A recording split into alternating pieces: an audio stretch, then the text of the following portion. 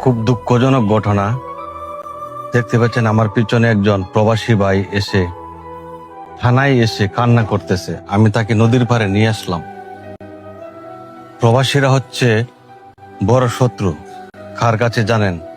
তার বউ, বাবা, স্বামী, আত্মীয় স্বজন, ভাই বোন সবার কাছে। বলতে পারেন কিভাবে? একজন প্রবাসীর কাছে সবাই যখন টাকা পয়সা ধার চায়, তখন প্রবাসী ভাই টাকা না দিতে পারলে প্রবাসী ভাই তখন শত্রু হয়ে যায়। এই প্রবাসী ভাই বিদেশে থেকে বিভিন্ন সময় মানুষকে টাকা পয়সা ধার দিয়েছিল। আজকে ছুটিতে এসে প্রবাসী ভাই যাদের কাছে টাকা ধার দিয়েছিল, টাকা যখন চাইতে যায় তখন তারা অস্বীকার করে অনেকেই। আজকে সে বড় অসহায়। টাকা না দিতে পারলে সবাই শত্রু হয়ে যায় প্রবাসীরা। প্রবাসী কত কষ্ট করে, কত পরিশ্রম করে টাকা পয়সা ইনকাম করে একজন প্রবাসী বলতে পারে।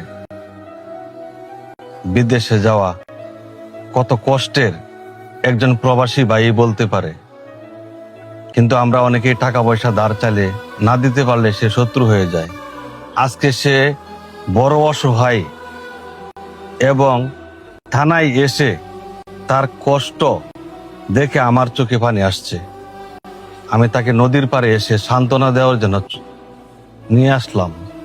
কতটুকু সান্ত্বনা দিতে পারবো জানি না।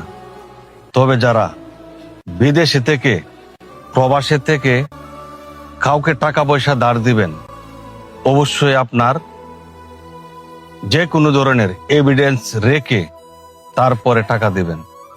প্রমাণপত্র যদি না থাকে তাহলে আপনি কিন্তু অসহায় হয়ে যাবেন এই প্রবাসী ভাইয়ের মতো।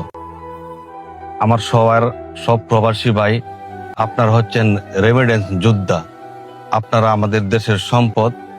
টাকা পয়সা ধার দেওয়ার সময় উপযুক্ত সাক্ষী প্রমাণ রেখে অবশ্যই টাকাটা ধার দিবেন। তা না হলে এই প্রবাসী ভাইয়ের মতো আপনাকেও একদিন কান্না করতে হবে।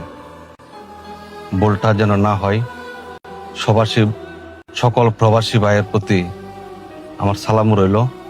ভালো থাকবেন সবাই, সুস্থ থাকবেন। সবার জন্য শুভকামনা রইল। আসসালামু আলাইকুম।